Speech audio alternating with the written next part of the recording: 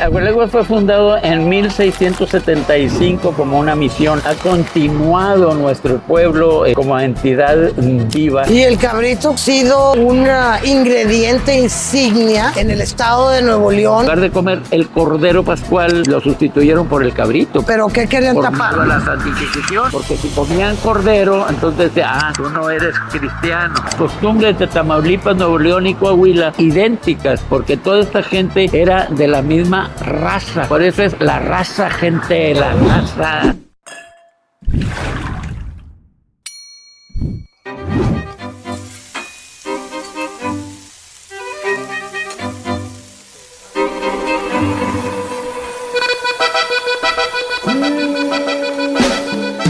Personajes como él ya no existen. Pintoresco, alegre, culto, Juan Jaime Gutiérrez es conocido como el Conde de Agualeguas.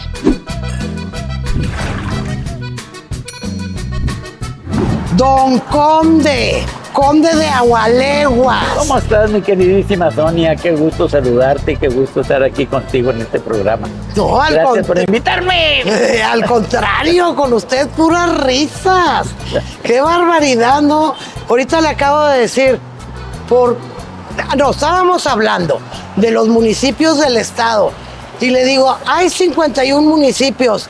¿Y qué fue lo que me contestó? Que no hay 51 municipios en el estado de Nuevo León. Hay 50 municipios más un condado, el condado de Agualeguas. Claro, porque él es el conde de Agualeguas. ¿Cuándo le empezaron a llamar así? ¿Se lo inventó usted? No, fíjate que no. Desde niño. Mi abuelo, que leía mucho, nos contaba muchos, nos narraba historias en las tardes de verano. Se sacaban en los pueblos, ya sabes que se saca la silleta, la mecedora, a la banqueta por la tarde a tomar el fresco.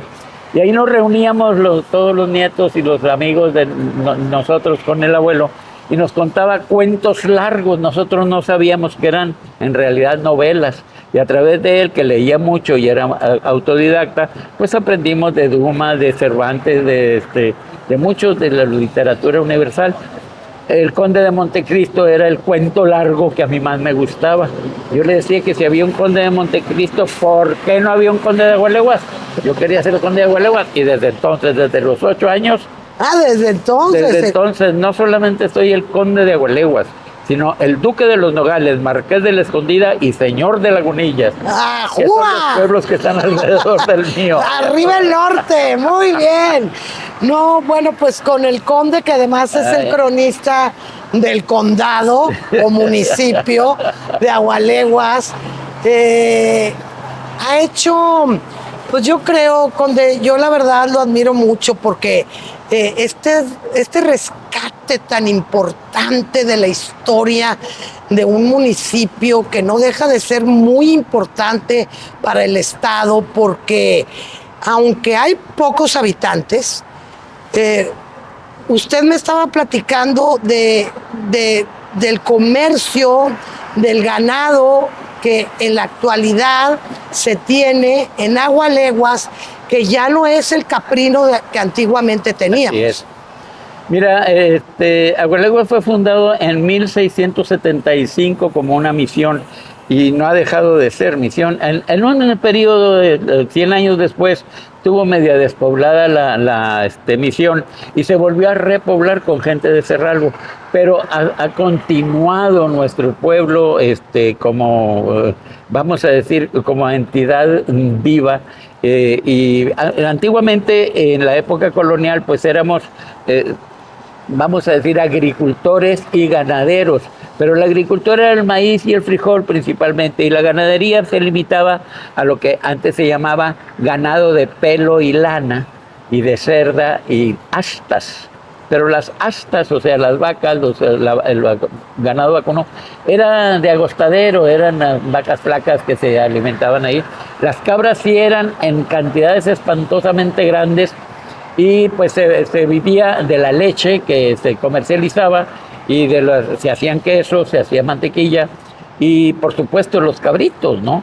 Que pues en aquella época eran muy baratos, era la comida de los pobres, vamos a decir así. Y el cabrito, como lo sabemos, pues ha sido un ingrediente insignia en el estado de Nuevo León, aunque hay muchas otras cosas más, porque lo hemos estado platicando aquí el conde y yo, que la gente del el resto del país y del mundo entero ubican a Nuevo León como carne asada y cabrito, cuando tenemos una serie de guisados mucho más amplia la oferta gastronómica, sin dejar de mencionar que la cocina tradicional se desarrolla a partir de lo que antiguamente se tenía en un entorno ecológico natural, que no es el centro de la Ciudad de México con esos bosques y esos y esas selvas con todos esos ingredientes, pero a partir de lo que tenemos, que la naturaleza nos dio, autosuficientes con lo que había, ¿no? De hecho, hay que recordar que nosotros fuimos colonizados en esta región de México, en el nuevo Reino de León, por gente que era descendiente de hebreos españoles, es decir, sefardíes. Inclusive hubo muchos lusitanos aquí, por decir algo, ¿no? Junto con Carvajal y de la Cueva y Alberto del Canto y Diego de Montemayor, pues vinieron gente que era de Portugal y de España, pero que eran descendientes de judíos. Creo que Carvajal y de la Cueva, de hecho, era portugués. Así es. Ahorita que usted mencionó lusitanos. Pero fíjate, era muy importante porque la Santa Inquisición, aunque aquí no estaba tan al pendiente de la gente, de todas maneras la Santa Inquisición estaba viendo a ver si los conversos o los cristianos nuevos eran de verdad cristianos o estaban nada más haciéndose sonsos y por debajo de la mesa seguían tratando de alimentarse con el alimento, vamos a decir, la comida permitida por los judíos. Y bueno, para taparle un poquito el ojo al macho, en lugar de comer el cordero pascual, pues lo sustituyeron por el cabrito. Por eso es otra de los motivos. ¿Pero qué querían tapar? Por la Santa Inquisición, porque si comían cordero, entonces tú no eres cristiano, todavía estás arrastrando las costumbres judías. La tortilla de harina también es otra, vamos a decir, manifestación judía, porque acuérdate que ellos tienen que comer pan ácimo en la época de la Cuaresma, que para ellos es la Pascua, y pues no podían comer pan ácimo, entonces lo sustituyeron por la tortilla de harina.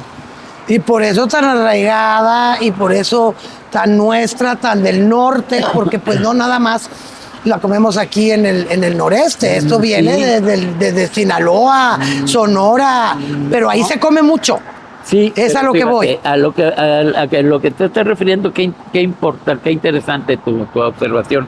El nuevo Reino de León abarcaba 200 leguas al norte de la desembocadura del río Pánico y 200 leguas al poniente, de una mar oceánica a la otra, sin que se invadieran las provincias de la Nueva España, ya establecida, según dijo Felipe II, a Carvajal y de la Cueva. Y aquí llegaron esas 100 familias judías y se desparramaron por toda esta región, y luego fueron trayendo parientes también indocumentados. ¿Indocumentados? Sí. Entonces, por eso las costumbres de Tamaulipas, Nuevo León y Coahuila son idénticas, porque toda esta gente era de la misma raza. Por eso es la raza, gente, la raza. Vamos a decir que pues de Tampico hacia atrás, o las huastecas ya no entran dentro del nuevo Reino de León, por eso allá las costumbres nuestras no se reflejan. Eso es precisamente lo que estaba pensando ahorita que me lo estaba diciendo, que hay una región de Tamaulipas, como bien lo dijo usted, en la Huasteca tamaulipeca, muy influenciada por las costumbres veracruzanas, de San Luis Potosí, y luego aparte Tampico, pues con toda esta migración tardía, llamámosle tardía porque ya es del siglo XX, de españoles que no se bajaban en Veracruz, sino que ya venían acá a Tampico, se establecen ahí, mucho vasco, esos apellidos complicados. Esos, exacto. Entonces esos estos migrantes a esa zona creo que le dieron un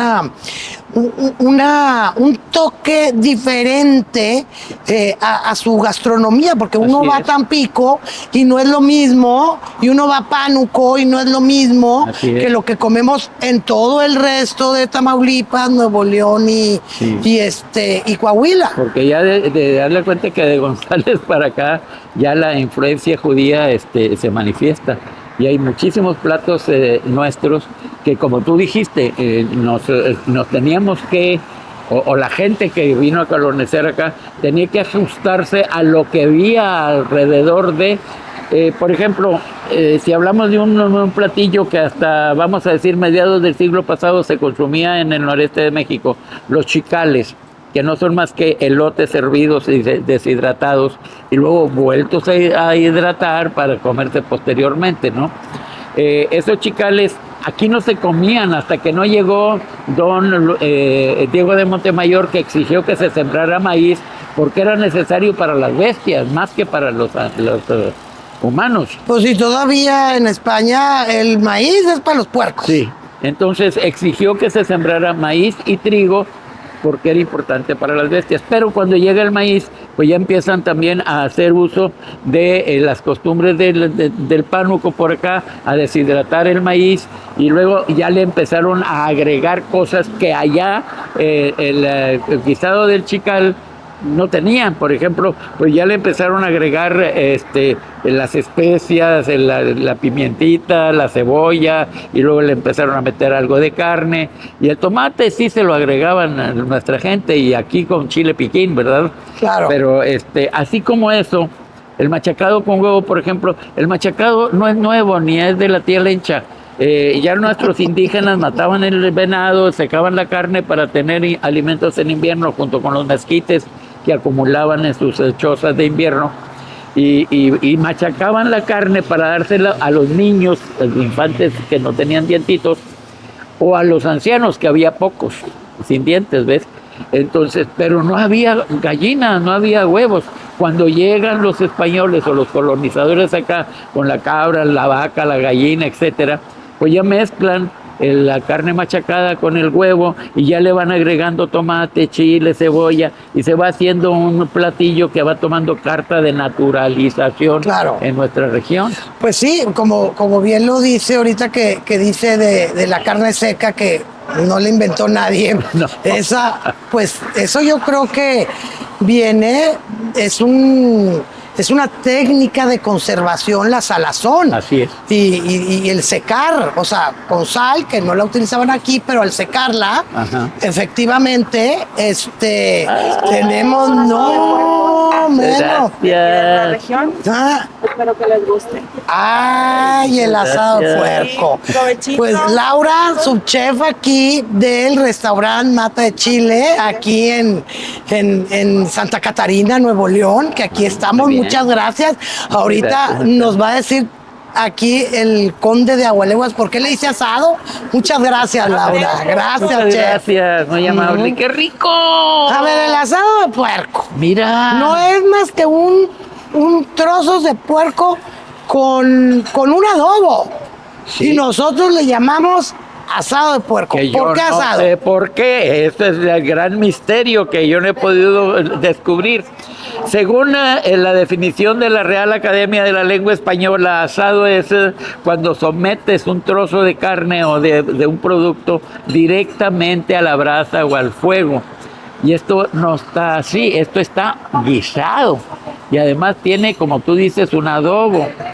Pero asado, así se le quedó el asado de puerco. Y este platillo, tú lo sabes, Sonia, perfectamente, muy norestense, que en algunos casos se sustituye como comida de boda en ciertas partes de, vamos a decir, Nuevo León, de Linares para el sur. De Linares para acá, los platillos de boda siempre son cabrito asado y cabrito en fritada. No en fritada de sangre, porque esa es otra cosa, ¿sí? Pero el asado se creó en el noreste de México por muchísimas gracias, muy amable. Gracias. El asado, fíjate, El judío no puede comer carne de cerdo. Aparte de que el español sí come carne de cerdo. Ahí le estaban echando, tapando el ojo al macho. Sí, pero espérate. ¿Por qué hacían, por qué criaban animales? ¿Por qué criaban cerdos si estaba prohibido? Porque acá en la región del noreste de México o en la nueva el Reino de León no existía el aceite. ¿De dónde conseguían aceite para cocinar? Había que cocinar con grasa. Y la grasa vamos a decir, de vaca, la grasa de res, que se llamaba manteca gruesa, no podía conservarse por mucho tiempo. Había que consumirse rápido porque se hacía rancia. En cambio, la manteca fina, que es la manteca de res, de puerco, sí se puede conservar por muchos meses sin que se eche a perder. Entonces criaban los cerdos más para conseguir grasa que para conseguir Para carne. la manteca. Ahora, la carne de cerdo en España se conserva en tipo jamón, el jamón serrano famoso, curado, etcétera. Pero aquí la temperatura no te daba para conservar el jamón. Entonces, después de sacar la carne, había 3 formas de conservar la carne de puerco por mucho tiempo. En chorizo, en chicharrón, que salía después de freír la manteca del cerdo para sacar la grasita, y en asado de puerco, porque se descubrió que tanto el chile como el orégano son conservadores. Entonces, toda la carne que ya no podían hacer chorizo, los trocitos de carne, el hueso del espinazo y todo lo demás, lo partían a nivel de bocado, lo metían en tinajas grandes de barro, ahí lo metían, lo cubrían de grasa y lo enterraban en un rincón de la cocina.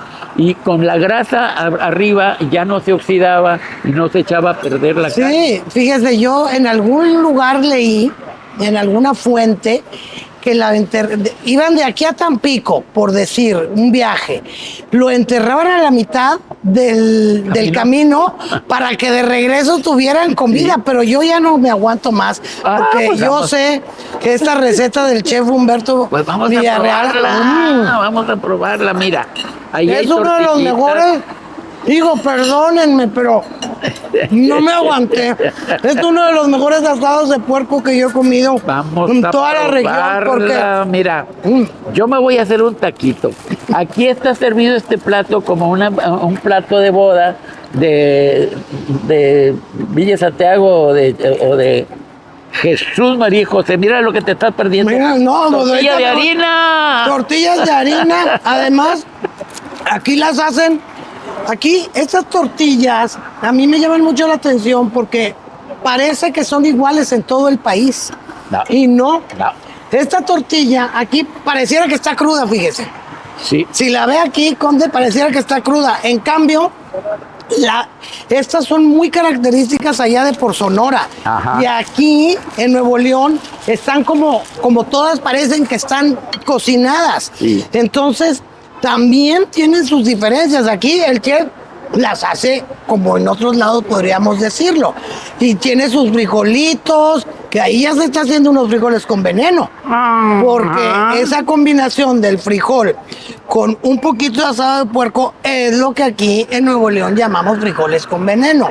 Ajá. Y además otra cosa bien importante, Conde, que usted estará de acuerdo conmigo.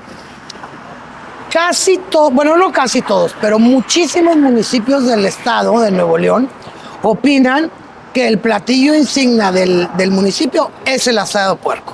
Sí, sí es del municipio del sur, pero cada municipio del norte tiene sí, su propio... Su propio, pero hay muchos que ubican el asado de puerco. Fíjese, un día que estaba yo ahí en Galeana le dije a una persona que tiene ahí un restaurantito, oye, ¿cuál es el plato aquí de Galeana, Nuevo León? Y él me dijo, le van a decir que el asado de puerco, y no son los chicales. Y los chicales es un tema porque se está perdiendo la tradición.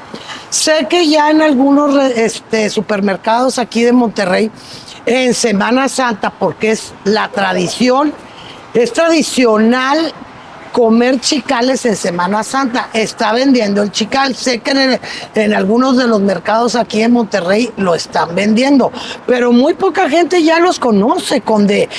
Vamos a perder la tradición del chical. Así es, mira, rápidamente te voy a decir que en el municipio de Galeana todavía los chicales se consumen, y en Semana Santa especialmente. Galeana es el único municipio del estado de Nuevo León que tiene danzas autóctonas. Hay una danza que se llama precisamente de los chicaleros, que ahí se baila jueves, viernes y sábado santos. Y la gente alimenta a los danzantes con puros chicales. Por eso se llaman los chicaleros. Y como te digo, cada persona prepara los chicales para darles a los danzantes, y cada quien tiene también su propia receta. Hay quien le pone orégano, hay quien le pone pimienta, hay quien le pone comino, hay quien le pone algo de carne si no es en Viernes Santo. Y los chicaleros, que no pueden destaparse la cara porque son pícaros, no pueden ser reconocidos, comen debajo de la máscara. Ajá. No se pueden quitar la máscara porque ellos se roban cosas de las casas. Claro, entonces los van a reconocer. Y para que no los reconozcan ahora, ¿por qué se roban las cosas? Eso está permitido, es un robo entre comillas. Y gracias, amigo. Luego juntan todo lo robado en un sitio, y las personas dueñas van a rescatarlas pagando algo, y con ese pago es con lo que ellos pagan sus gastos de la ceremonia de Semana Santa. Y del mantenimiento de la máscara y del traje y de todo eso. Conde de Agualeguas, dígame una cosa, ¿cuál es el platillo insignia de Agualeguas? No me vaya a decir que el dulce de frijol, porque ese es de General Estamos Treviño. hasta en los pleitos otra vez. Ese es de Tu mamá, General tu abuela y Treviño. tu bisabuela también tienen pleito casado conmigo por eso, mujer. Es correcto. Es que él dice que el dulce de frijol, bueno, él y todos los de Agualeguas es de allá, y los de General Treviño, que además está a 20 kilómetros, de Agualeguas, dicen que es de allá, pero es del mundo entero. A ver, eso es del mundo entero. Conde, creo que vamos a cerrar con lo de otra vez. El pleito de toda la vida, nomás que General Treviño se le olvida que antes era de Agualeguas. Acuérdate que en 1868 se emanciparon y se fueron por otro lado, hojita, dejándonos ahí huérfanos de todo ese territorio, y todavía se quieren quedar con la paternidad de dulce de frijol. No, hombre, pues ¿cómo? No es justo. Así es, ese pleito seguirá para el resto de la historia, de la vida de este bello estado de Nuevo León.